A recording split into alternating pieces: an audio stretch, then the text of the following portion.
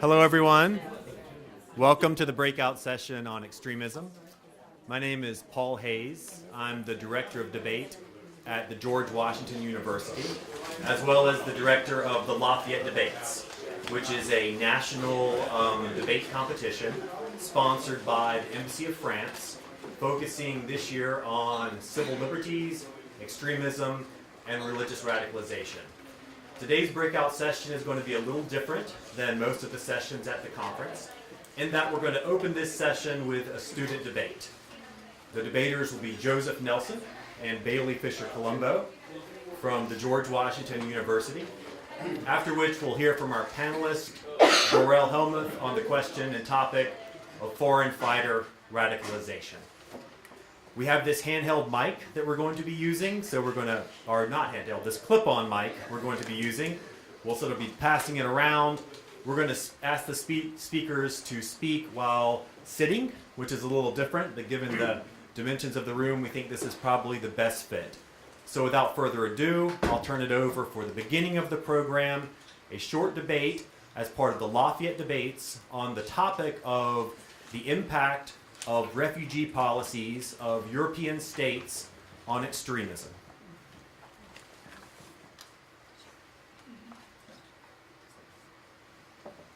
To introduce myself before I begin my speech, I'm Joseph Nelson. I'm a senior at the George Washington University, and I'll be affirming the topic that refugees should be welcomed into Western European nations to combat radicalism. There's currently a refugee crisis. The UN has estimated that 4.3 million refugees have been registered. Of those, many refugees seek refuge in Western European and American countries. For us to combat radicalism, we need to extend an outreach and warming welcome to refugees that are seeking a better life in Western European democracies. The first core contention that I will advance is that right now, ISIS's core recruiting strategy relies on the rejection of refugees. That is, of the hundreds of thousands that are seeking refuge in Western European democracies, ISIS prefers them to stay and uses the absent rejection of our immigration policies as a recruiting tool to reaffirm their base and continue radicalization within the Middle East. The first core expert that I'd like to cite on the topic is former Secretary of State Madeleine Albright. She outlines how, at present, ISIS's core strategy is driving a wedge between the East and the West. I'll let her describe her own words. Our enemies have a plan. They want to divide the world between Muslims and non-Muslims, and between the defenders and attackers of Islam. By making Syrian refugees the enemy, we are playing into their hands. Instead, we need to clarify that the real choice is between those who think it is okay to murder innocent people and those who think it is wrong. By showing that we value every human life, we can make clear to the world where we stand.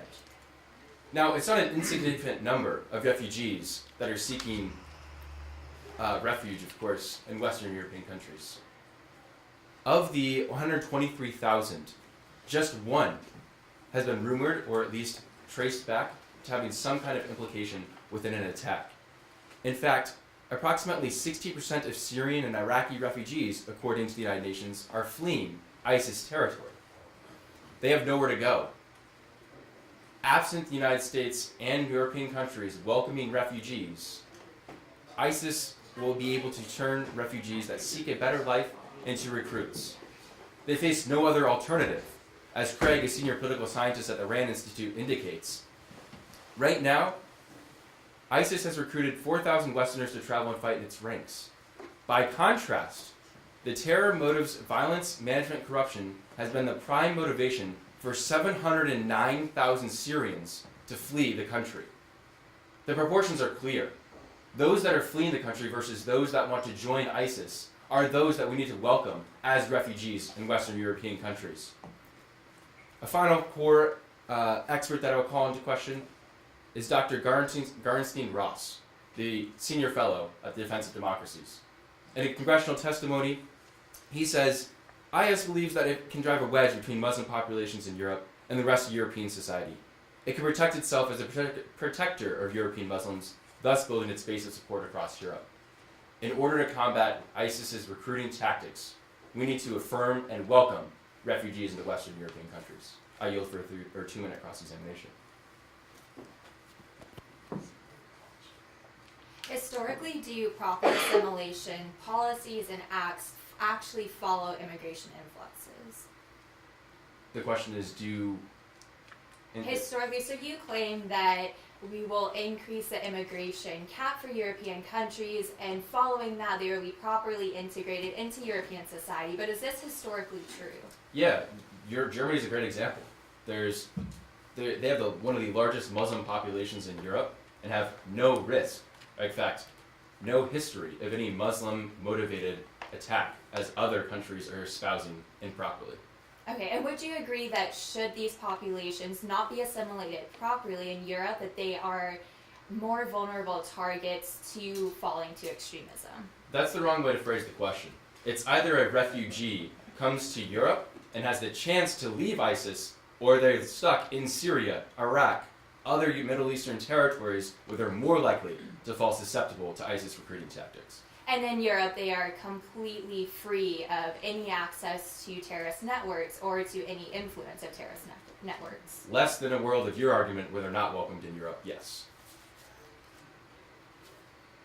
And you talk about kind of this soft power approach of welcoming refugees and welcoming immigrants. Has the U.S. or any Western country historically used soft power to effectively combat extremism? I would say so. I mean, what's actually in front of us right now is experts have determined ISIS is using our rejection and European countries' rejection of refugees to feed into the narrative of driving a wedge between the East and the West. There's concrete evidence right now that it's a recruiting tool. The clear response is to take away the fire for the recruiting and not feed into the narrative of divisiveness. Okay, thank you. Yeah. To introduce myself, I'm Bailey Fisher-Colombo. I'm a junior at the George Washington University. And for clarity, I will be opposing Joseph's stance.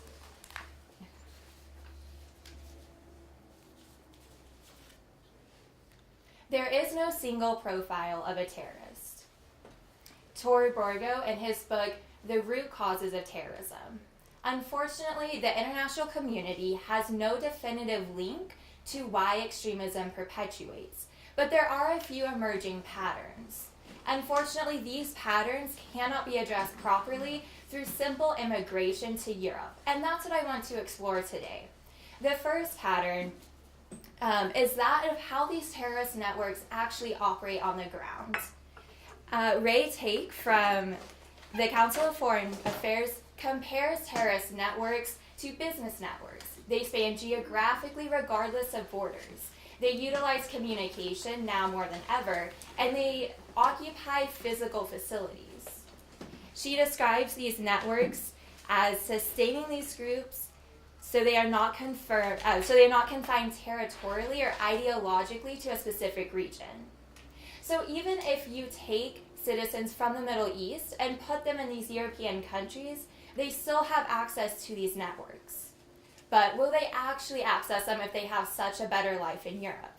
And this brings me to my second point. The second pattern that we see is that alienated citizens are more likely to fall to extremism. And this is unfortunately very realistic in Europe for Muslim citizens.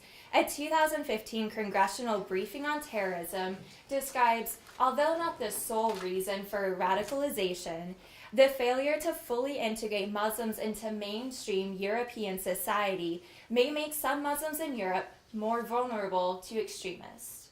And what does that look like to Muslims? Well, unfortunately, a 2007 report from the Center of European Policy describes that Muslims in Europe face discrimination in every facet of life, from job opportunities to education access.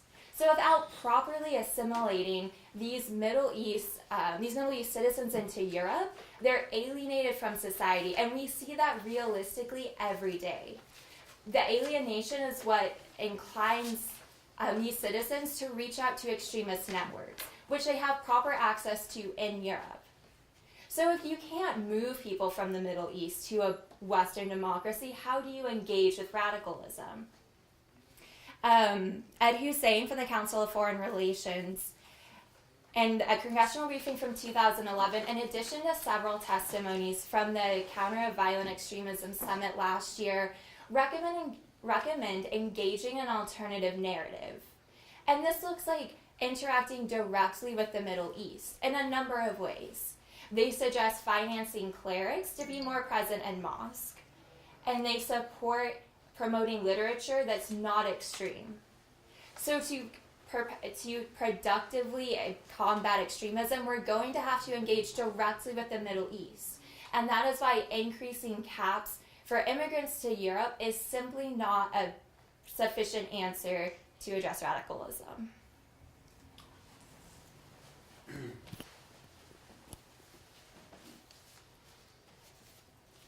So the first part of my questioning, I want to focus on the claim that Muslims or even any type of immigrant or refugee in Western European countries, according to your argument, are more likely to fall susceptible to terrorist networks compared to whom?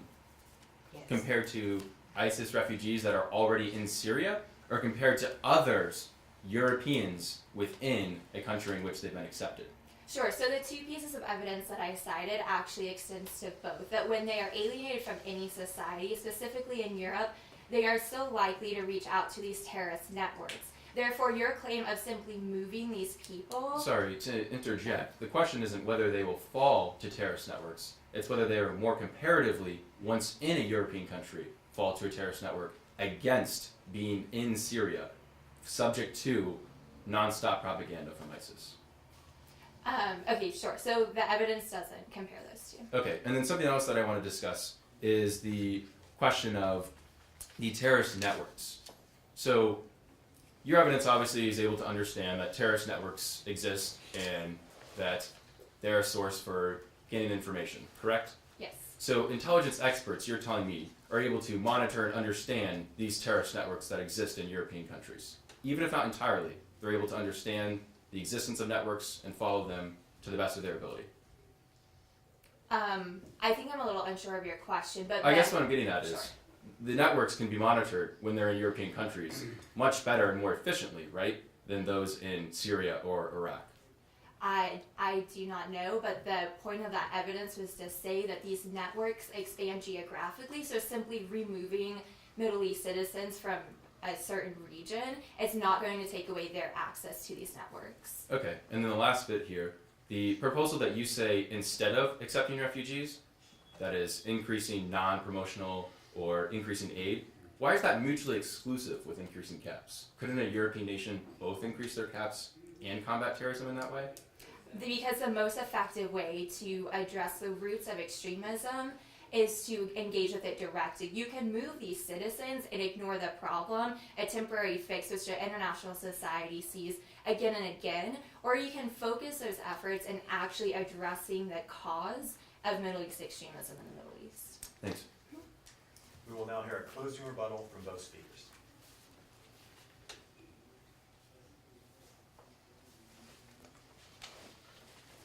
The crux of this debate is how to fight radicalism among refugees or those that may fall susceptible to ISIS terrorist networks. The affirmative believes that bringing a refugee that is seeking different lifestyles and fleeing ISIS is more likely to be integrated into European society and more likely to not be fall victim to terrorist networks once they're in a European country than if they are left with no alternative but to turn to ISIS.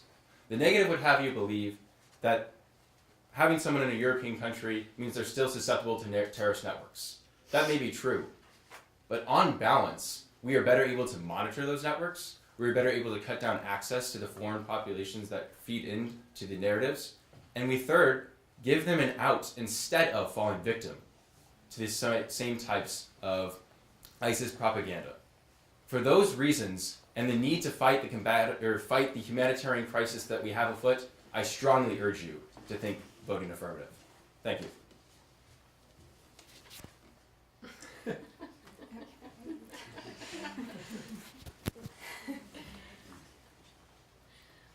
So what we've really discussed today comes down to, would increasing immigration caps in Europe help at all with combating extremism? And the problem with framing the topic or framing the question that way is that you're not looking at a long-term solution. You're also not looking at the additional problems that would arise in Europe. Refer back to my first speech, that these Muslim populations are more likely to be alienated in European society, which pushes them to these extremist networks. Comparing this to the axis of networks in the Middle East, it's hard to do. But you see, in both situations, you're not addressing the fundamental reasons extremist ideologies perpetuate. And to do that, you cannot simply move people a couple hundred miles and hope that everything else will fall into place, especially when historically assimilation processes are near to nothing. An alternative is engaging with extremism productively and directly in the Middle East to address the root causes of this. And that is why increasing immigration gaps is an insufficient answer to combating radicalism in the Middle East.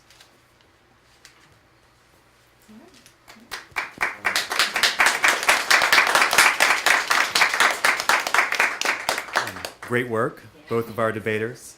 For those who are interested, the Lafayette Debates National Debate Tournament will be held at the George Washington University on April 15th and 16th. You're all invited to come. It's open to the public. If any of you have expertise on this particular topic, we would love to invite you to come and judge at the tournament. There will be debaters there from all across the country, as well as French debaters there. It should be a very exciting event, and we would love to have you there as observers or as judges. Now that we've heard from students quoting experts, we're going to hear from an actual expert on the topic. Dorle Hellmuth is from Catholic University, and she will speak in particular on the topic of foreign fighter radicalization. Can we just switch around? Yeah. Take over here.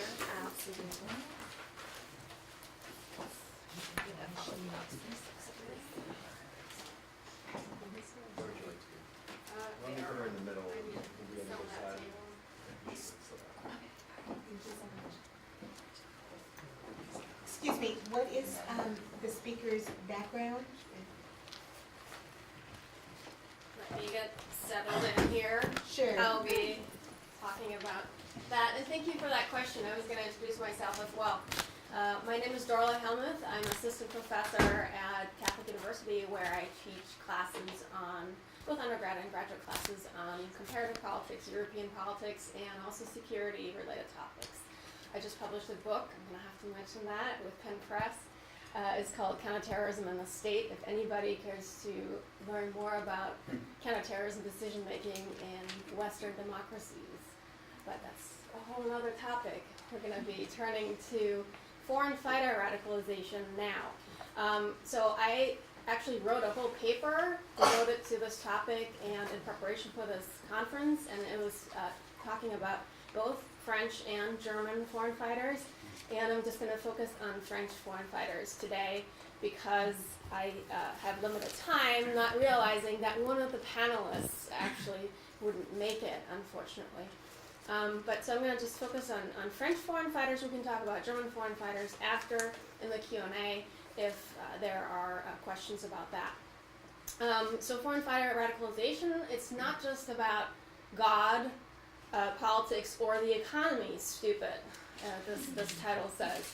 I got the idea for the topic and the title because I was coming across various reports on Western foreign fighters leaving for Syria and Iraq, indicating that between 15 and 25% of them are converts to Islam coming from non-Muslim backgrounds. In addition, they are mostly middle class. Many of them are new to jihadi ideology or Middle East politics for that matter, and many of them are economically well off. These statistics are at odds with a common narrative in the U.S. media and government circles, dominant during the Bush administration and also popular in the Obama era, according to which jihadi radicalization is caused by lacking economic, political, and educational opportunities. And I think we just heard something of that. Your fellow debater was kind of taking a similar position.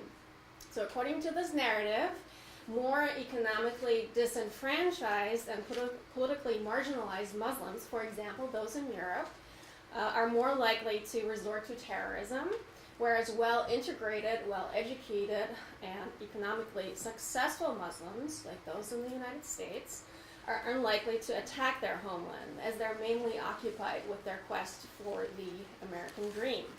Consequently, U.S. authorities did not really consider homegrown jihadi terrorism a real threat until various different plots and attacks in 2008 and 2009 really changed the U.S. approach, as evinced by the White House counter-radicalization strategy that was published in 2011 and various other initiatives that came since or were launched afterwards. While the U.S. government has changed its approach and the narrative of the poor, uneducated, and disenfranchised terrorists was more common during the Bush administration, the narrative continues to be prominently entertained by Obama administration officials and leading media outlets today. So just for example, when discussing U.S. counter-radicalization efforts at a February 2015 White House summit, President Barack Obama referred to the link between economic and political grievances and terrorism, impoverished communities, lacking educational opportunities, and democratic change. And there are many other statements we could also mention that are included in my paper.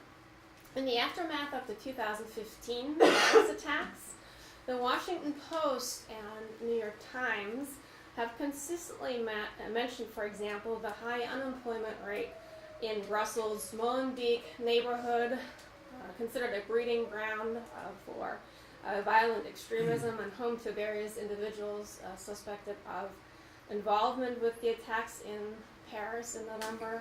Similarly, news stories in various different outlets have talked about terrorist attackers born or residing in the suburbs of Paris, and they draw automatic links to the dismal conditions in the banlieues, the suburbs. I took a closer look at French foreign fighter contingents, and that's including the Paris attackers, the November 2015 Paris attackers, I should say, to shed light on their backgrounds, their motivations, and underlying reasons for wanting to wage jihad in Syria and Iraq. The purpose is to move beyond the narrative of the poor, angry, and disenfranchised, and religious jihadi terrorists, and to contribute to a more substantive and more comprehensive analysis of the prevailing mechanisms of jihadi radicalization. The sample that I looked at includes both new government statistics and also detailed biographies. I found that a significant number of foreign fighters must be considered educated and middle class, converts, as well as second-generation immigrants who were integrated in the sense that, at the very least, they were very much participating in and arguably enjoying Western-style democracy and society. Based on the available data and case studies, I argue that the search for identity, belonging, as well as the quest for adventure and status represent more common motivations for joining the jihad. All right, so let's take a look at the literature, but before I do that, just want to explain why I focus on the French and why I focus on the Germans. I focus on those two, and I'm just going to cover the French, as I mentioned, but I focus on those two because half of all European fighters in Syria and Iraq are hailing from these two countries. So France, as we probably all know, has supplied the largest number of foreign fighters, German foreign fighters represent the second largest Western contingent. And admittedly, the Germans are kind of tied in second place with the British. Beyond these numbers, in-depth analyses of French and German foreign fighters are more difficult to come by, usually because of language barriers. So I thought it would be a good opportunity to look at these too. So what does the academic literature tell us? Well, the literature is all over the board, right? The literature is all over the place when looking at what causes jihadi radicalization. A closer look at violent radicalization literature illustrates a complex picture. First, the radicalization process may involve an individual or a group setting. So there's an individual track or a group setting. When it comes to individual radicalization, explanations focus on personality traits and attitudes, as well as early childhood development, deficient cognitive skills, or vulnerable teenage identities. Radicalization that occurs in groups or group settings has been addressed by social movement and network theories. Second, violent radicalization may be caused by either internal or external factors. The former refer to a personal desire or search for identity, home, status, adventure, or money. The latter includes grievances involving economic, political, or social conditions that are imposed by others. All of these categories can also overlap, so to make things even more complicated. However, and this was mentioned by your co-debater, there is a consensus out there that there is no common pathway. There is no profile, right? There is no common pathway, and it is impossible to generalize about the reasons why people turn to jihadi violence. There is no common socioeconomic, socio-political, or religious background. We all agree on that. As a reminder, according to a popular narrative in the United States, however, poverty, lacking educational opportunities, and political grievances serve as the most prominent cause of jihadi radicalization, both in the Middle East, Western democracies, and the rest or other parts of the world. This is connected to another argument that European radicalization can be traced back to the dismal conditions, socioeconomic conditions in the suburban ghettos of France, overall lacking integration, we heard about that in the debate, as well as discrimination based on, for example, secular policies that have led to burqa bans, and so forth. Let's take a look at the French foreign fighters. In terms of general stats, we can make the following observations. More than 800 French residents or nationals traveled to Syria and Iraq between 2012 and May of 2015. This is according to a detailed report that was published by the National Assembly of the French Parliament. There was a commission that spoke to this issue and published a long report in June of 2015. According to this report, 75% of the fighters were male, but females represented the majority among minors. 23% of all male individuals were converts to Islam. The female statistics, bless you, were even higher. Among women, there were 25% converts.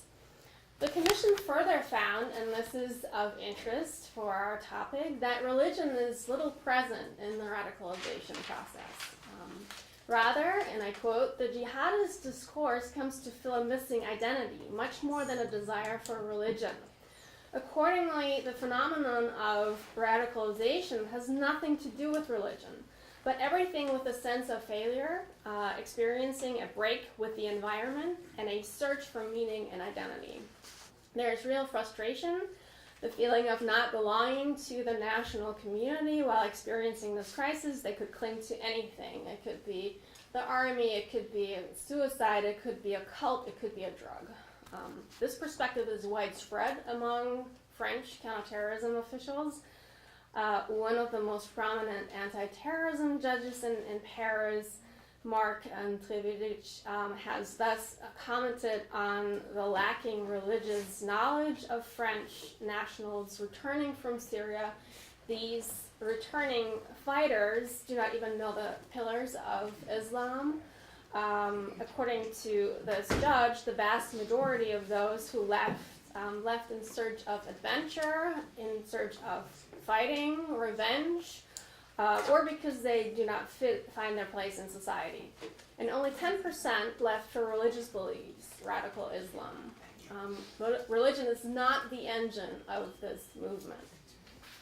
Most importantly, this commission report finds that the fighters come from all levels of society. They come from all places and do not simply hail from the banlieues, from the suburbs, right? Furthermore, the commission found that there was no general profile of a radicalized individual or French foreign fighter in search of identity, and I quote, "The most common profile today is that of the young, fragile, easily indoctrinated.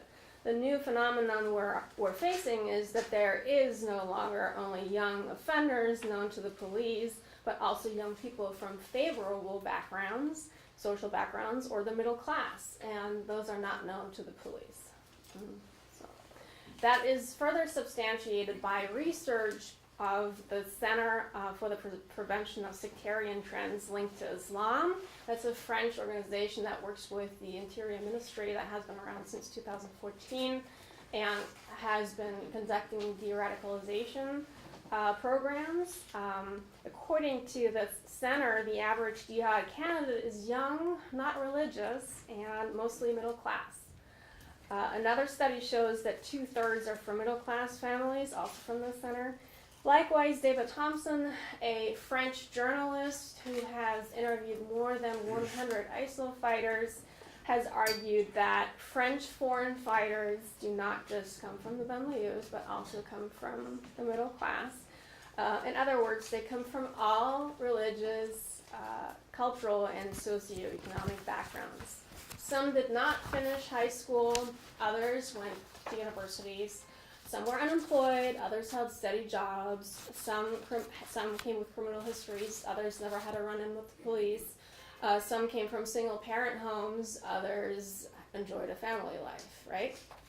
When commenting on the foreign fighter phenomenon in August of 2015, a French professor, famous by the name of Farhad Kourkavar, I knew I was going to butcher his name, Kourkavar, goes a step further when noting that the majority of French Muslims leaving for Syria must now be considered middle-class youths, including white converts to Islam, with an increasing number of females who did not experience broken family homes, but came from very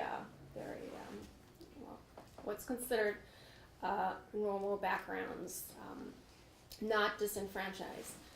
Let's take a closer look at the Paris attackers, those from November of 2015. Of the 8 individuals who were identified in the aftermath of the attacks, all had been to Syria. Their biographical data is not complete, but we can make several observations. All 8 attackers had immigrant parents and were thus considered second-generation immigrants. All of them, with the exception of the ringleader, had French citizenship, but 3 of the Frenchmen were born and raised in Belgium. With the exception of one attacker who radicalized in 2012, most of them did not actually care for religion. They did not discover religion until months before the attacks, a fact that is also echoed by the findings of the Parliamentary Commission report. Several of them regularly consumed and also sold alcohol, drugs, which is obviously forbidden for any Muslim, but certainly under Sharia law as proclaimed by ISIL. Their parents were generally not religious. Most of the attackers did not speak Arabic or only knew broken Arabic. They did not lead ghetto lives and took advantage of standard educational opportunities. One of the attackers, by the name of Sami Amimour, he was mentioned by the Financial Times. And the Financial Times, and I quote, starts out like this: "At first glance, he fits the standard profile of homegrown French jihadists, raised in crime-ridden ghettos and consumed by hatred. A closer look at his background, however, illustrates a more troubling reality, and I quote, that nice guys with loving parents and decent jobs can be terrorists too, right? While employment details are not available across all cases, we can make some observations as well. So several of them were employed. They owned or managed a bar. They worked as bus drivers or truck drivers. They worked as bakers and so forth. Some of the attackers went to very prestigious secondary schools, private schools, and colleges, while several also flunked out of these schools. They all actually received a high school education and all finished their high school education. They're all pretty young too. So why did they become radicalized then? Because we just heard that standard explanations don't really tell us much. Well, a very good argument can be made that young age, coupled with impressionable minds and identity questions, plays a role with regard to radicalization in France.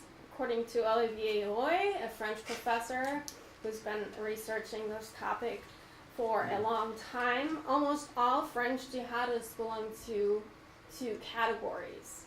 They either come from the second generation of immigrant families or they're converts. What do these two groups have in common?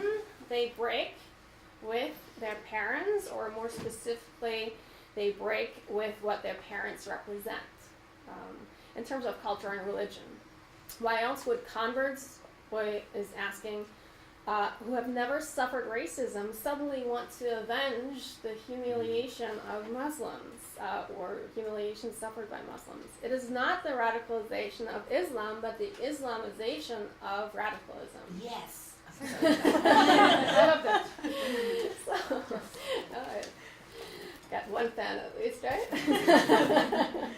So the problem is not specific to banlieues, but it is affecting all levels of society.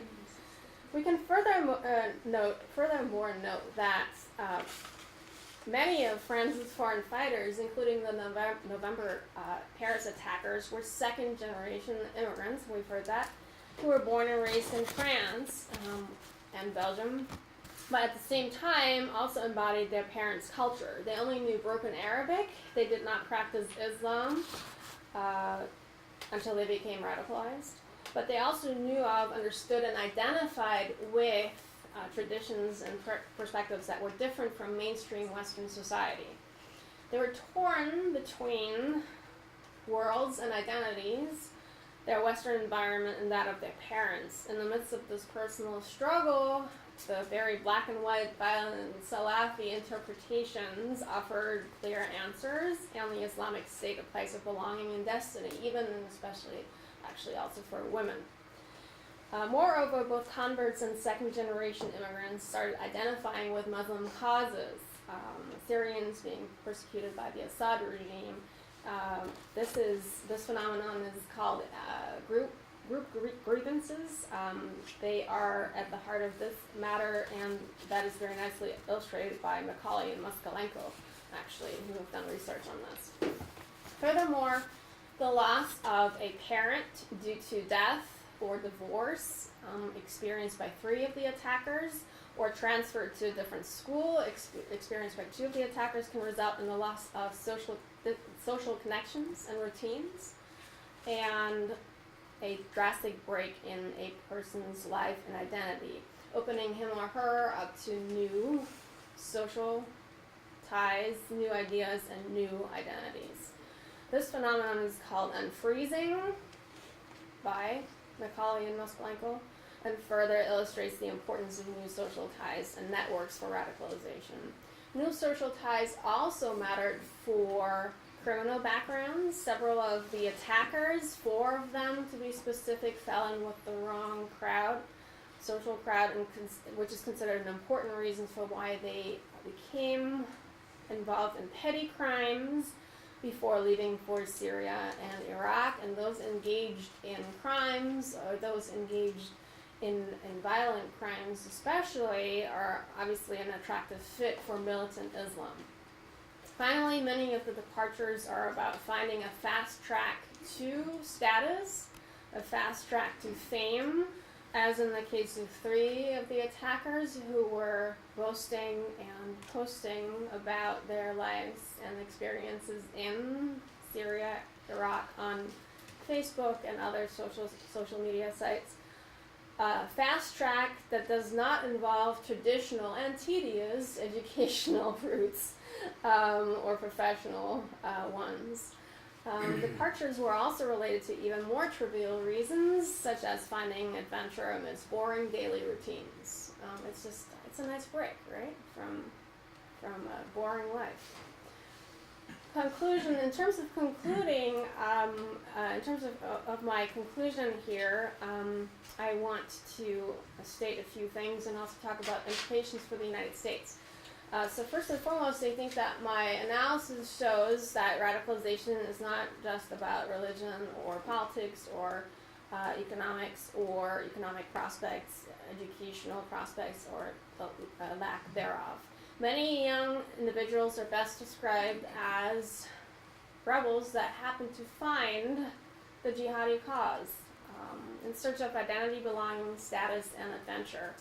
In many ways, my findings echo those of a recent Congressional Commission report that came out in September of 2015, according to which U.S. ISIS recruits are inspired by jihadist ideology and see a historic opportunity to live in the caliphate. Others are motivated by the desire for adventure, to be part of a cause, or for camaraderie and a sense of belonging. In almost all cases, so the Commission noticed, suspects feel excluded from society or think they have failed to live up to expectations, often related to a stress or life event, for example, a drug arrest or school expulsion. In September of 2015, the U.S. intelligence community estimated that, roughly speaking, 250 Americans had either tried or succeeded in making their way to Syria and Iraq. According to the aforementioned congressional report, they are young, mostly male, and come from across America. We could also add the fact that by the end of 2015, at least 150 Americans are thought to have left to join the fight in Syria and Iraq. In dealing with these foreign fighters, the U.S. government appears to have fallen into the old pattern of focusing on and attributing jihadi radicalization to non-American factors. So there is a trend to see or focus on influences and people coming from outside the United States. For example, there's a tremendous focus on online radicalization, right, as opposed to personal interactions. With radicals, personal interactions with radicals, shifting the focus to faraway recruiters and faraway extremists. If all of this is happening online, it's not really happening here because all these people, the bad ones, are far away. Even though many U.S. Muslims have a higher socioeconomic status and education than average Americans, young people in the United States are not devoid of identity crises, the search for belonging and adventure, and are therefore equally vulnerable to ISIL rhetoric and narratives. Both educated and prospering U.S. Muslims and non-U.S. Muslims have been receptive to ISIL ideology. While there is no doubt, and now I'm quoting President Obama, that ISIL is targeting Muslim communities around the world, and especially individuals who may be disillusioned or confused or wrestling with their identities, it is important to bear in mind that these individuals also reside in the United States and involve non-Muslim communities. Finally, if one is going to attribute importance to the conditions in French banlieues, then U.S. ghettos and segregated cities should also be taken into consideration, right? Then we also need to focus on those. However, there is a large emphasis on externalizing the threat the terrorism threat here in the United States. The government has been externalizing terrorism threats through various different programs. Border security initiatives come to mind, fighting terrorists elsewhere. In any case, there is an emphasis on externalizing threats that are thought to be coming from outside the United States, rather than also focusing on de-radicalization programs inside the United States. As foreign fighter radicalization is not just about external factors, God, politics, and the economy, the United States may be well advised to also adopt more of a home focus as well. And I look forward to your comments, observations, and questions. Thank you.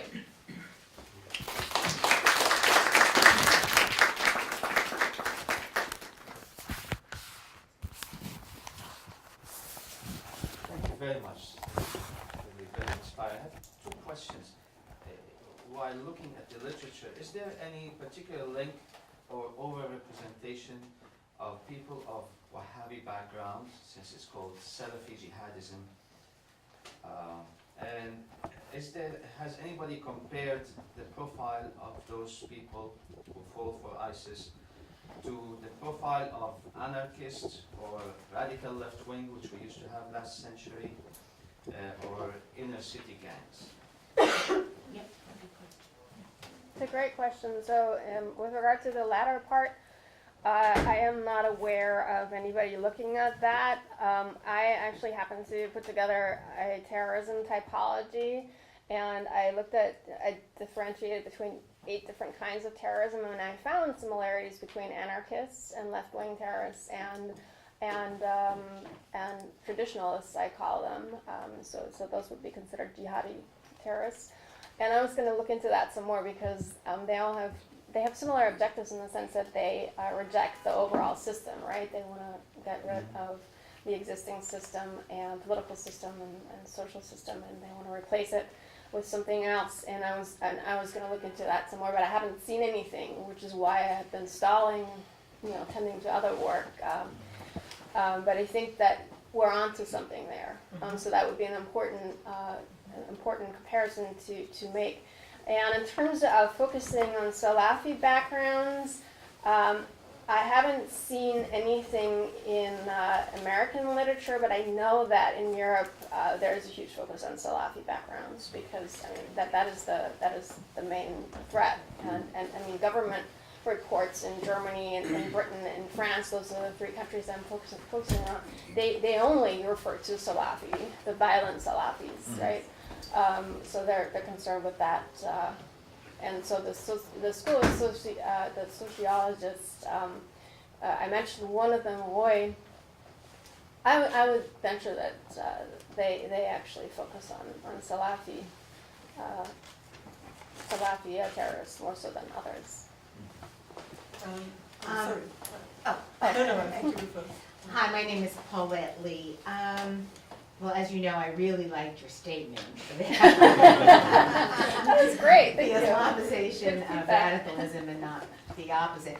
I want to thank everybody for their presentations. And is Bailey also still here, or did she? She had to go to class. Okay. Well, I canceled Yeah, my class. I mean that excuse. So the problem I had actually with the debate is not the presentation of the debate, which I thought was very good.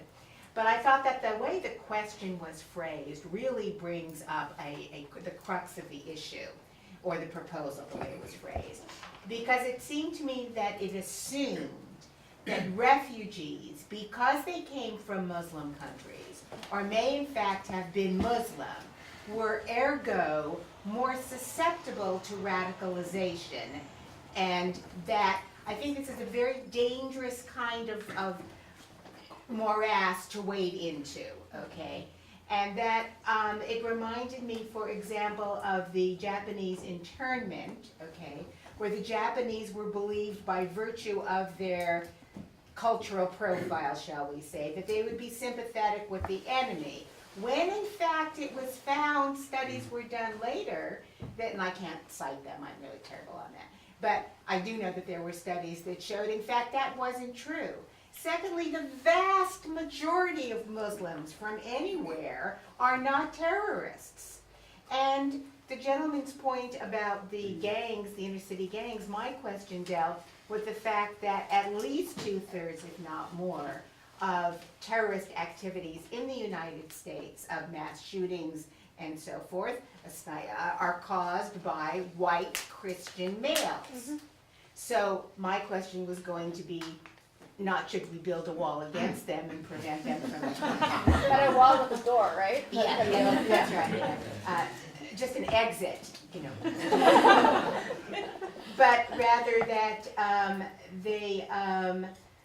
so if any studies had been done with that, vis-a-vis any other cults, because increasingly we're seeing that the so-called profile, which is very vague, of the so-called Islamist terrorist, but I'll go there, I'll give you that, okay, is very similar to the profile of anyone who joined a cult of any kind, whether it was down in Guyana or, you know, whatever it may be.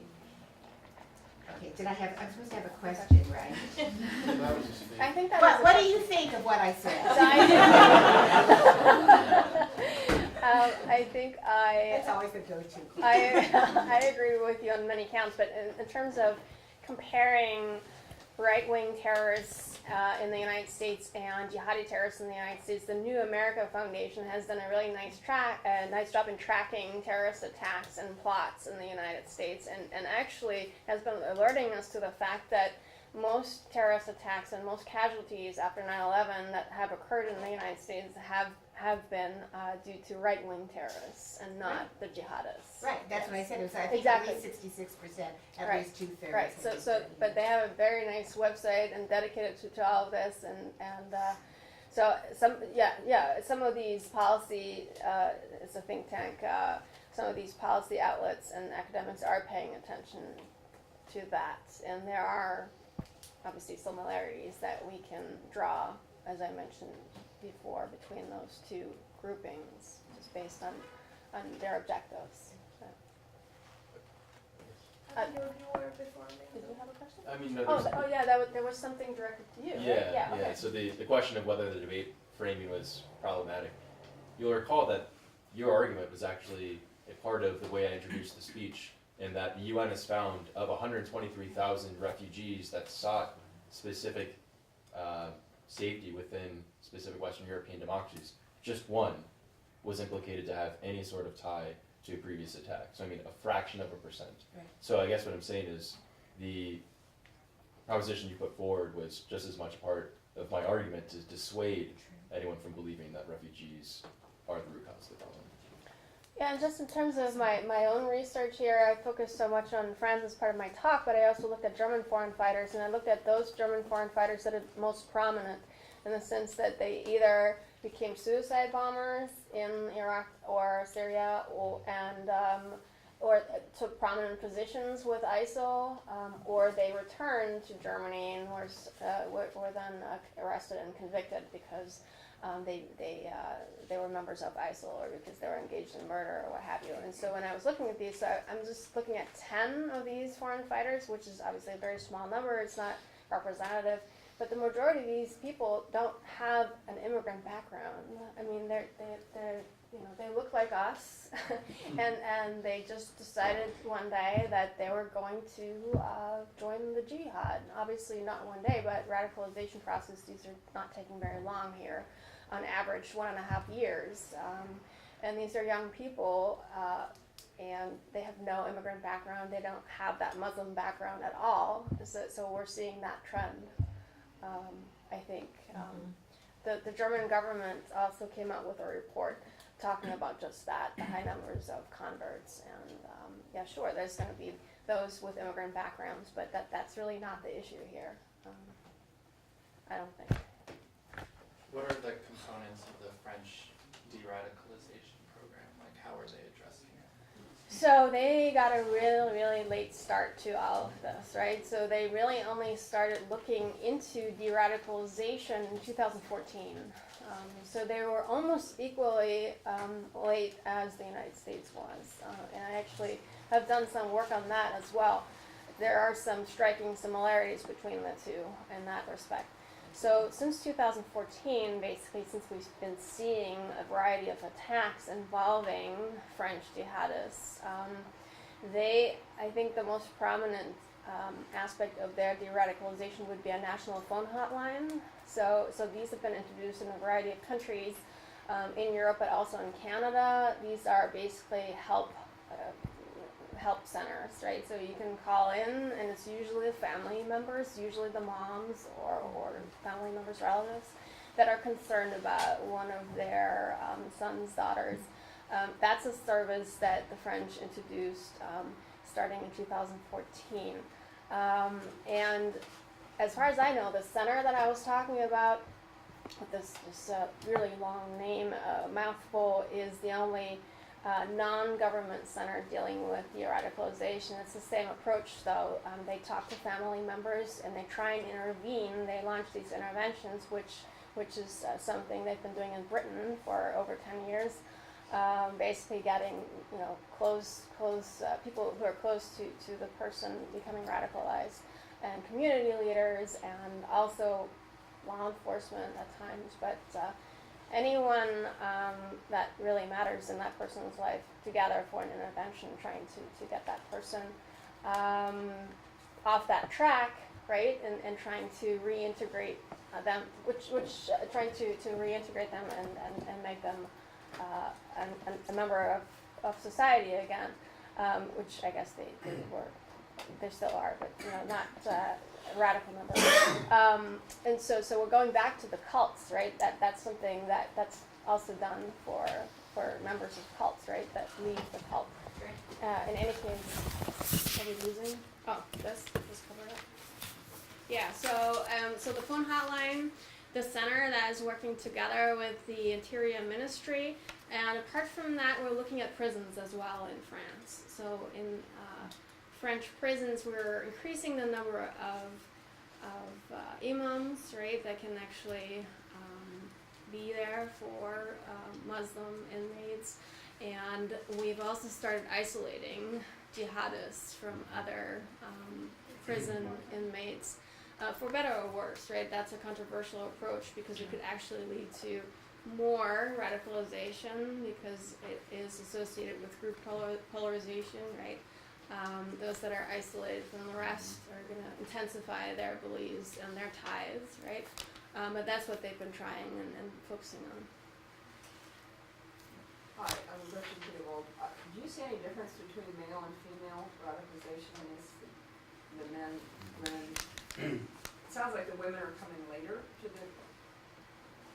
You see an increasing number of women joining. So I can't. So I'm gonna have to say that I'm definitely no specialist when it comes to female radicalization. But what I've noticed is. In the German context, they did come later, and we've noticed that after the caliphate was proclaimed in 2014, that was in June of 2014, that the numbers have increased.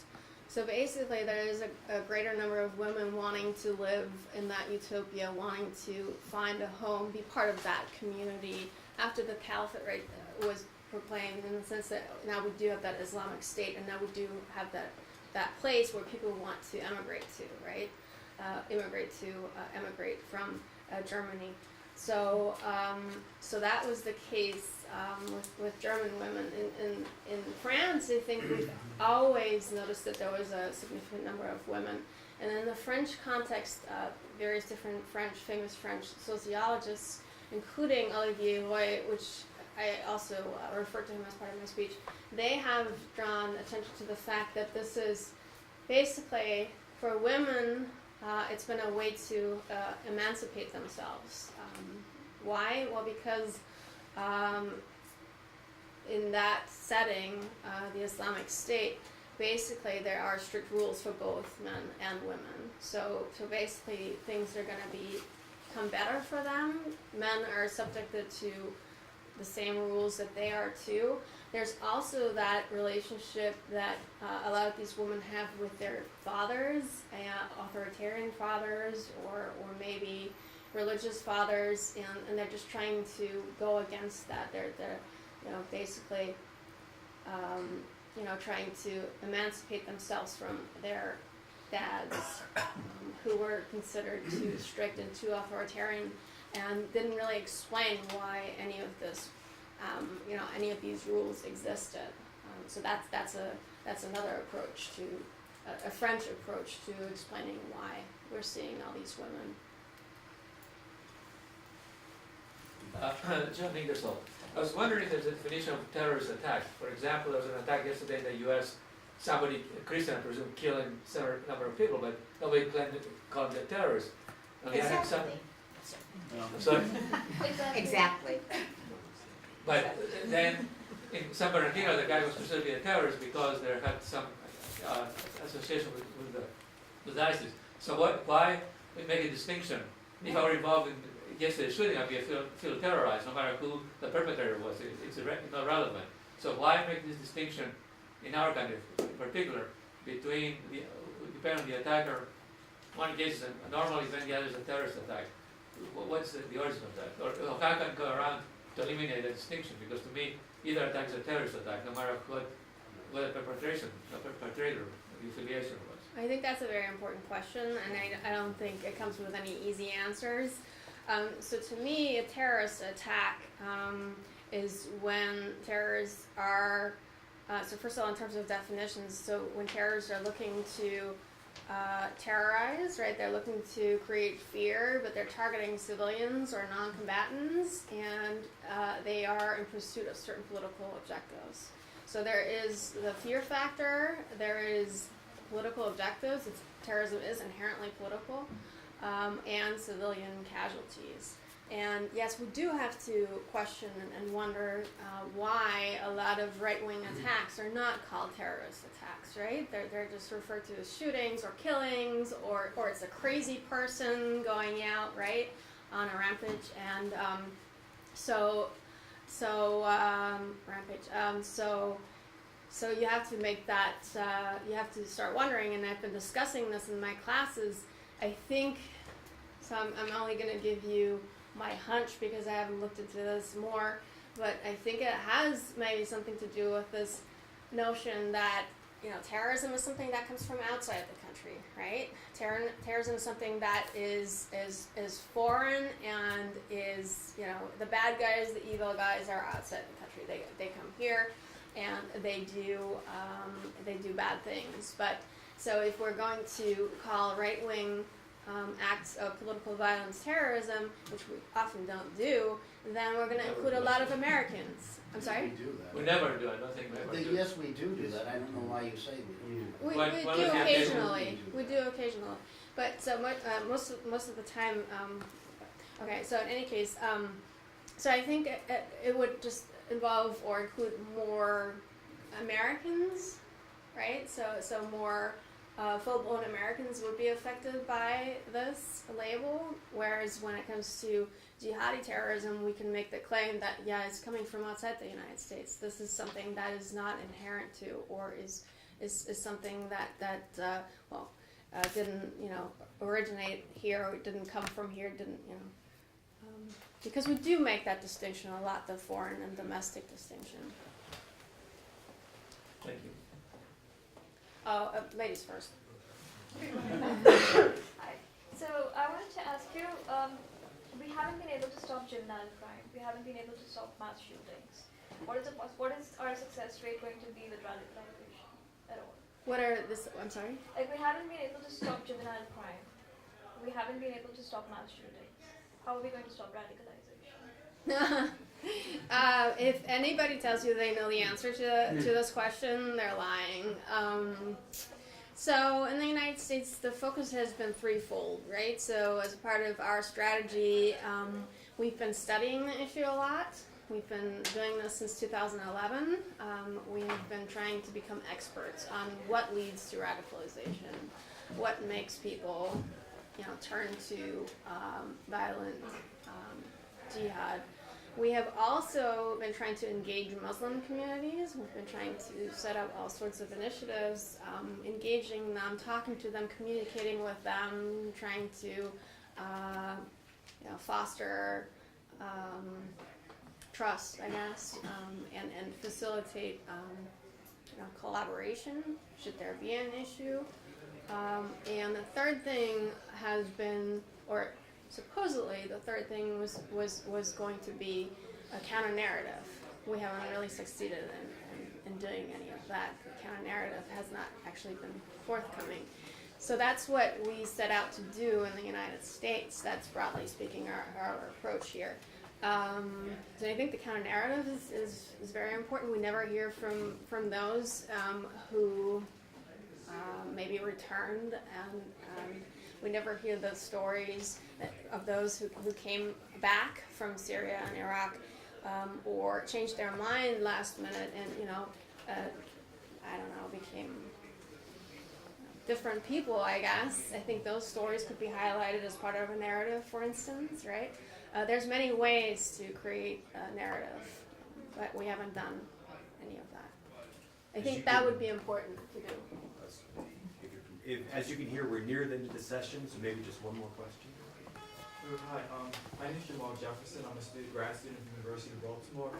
And my question is, from your research, it mostly deals with radicalization of Europeans and European countries and all that stuff. But could this be used as a blueprint or framework in countries that aren't Europe, like in the Middle East in general? Like, are they similarly radicalized by these same elements, or is it something different? That's not your research area, but could it be used in that setting, in a different setting? I tend to be very careful about that because we're dealing with drastically different regimes, and we're not dealing with liberal democracies. And so I tend to think that, so for instance, when you look at the Middle East and de-radicalization programs that are launched there, they wouldn't really, they wouldn't really take here. We couldn't really actually do any of that. So I don't think that, I haven't actually looked into that, but I would be hesitant to go there. But I'd have to. Kind of like, if a person from the Middle East is able to radicalize someone in Europe, is there a similarity in which where they understand or know why someone in Europe may feel the same way they do? Right. No, and I'm sure there are similarities there. I just, it's a great question. So perhaps another research venue for me. One last question here, the lady over there. I just have a comment actually. Taking in consideration your analysis that there is no specific profile for a person to be joining the radical movement, and I know that a lot of Muslim, community are taking action and effort to, stop radicalization among their kids or to make this clear for the community. There is this strong negative, actually, effect of the media. So if there is any effort from the U.S. government or European Union to stop this bad effect, because whenever something happens, as he just mentioned and she mentioned, like it always be connected like a Muslim, where you clearly state it's not about Islam, it's more about the radical movement which try to be connected to Islam. So if there is any recommendation that could really make laws or stop the negative, of the media. I don't have that, but let me tell you, I'm frustrated with the media as well, because I keep reading this. This was one of the core incentives as well, right? Reading all this stuff about the poor disenfranchised and what have you, and the angry Muslims and the crazy Muslims, and it's simply not true. That's not what research is telling us and showing us. So I'm as frustrated as you are. I don't know how to control the media. I don't think there's any way to do it because they're going for headlines and they're going for what's getting people's attention, and that just happens to be jihadi terrorism, unfortunately. Well,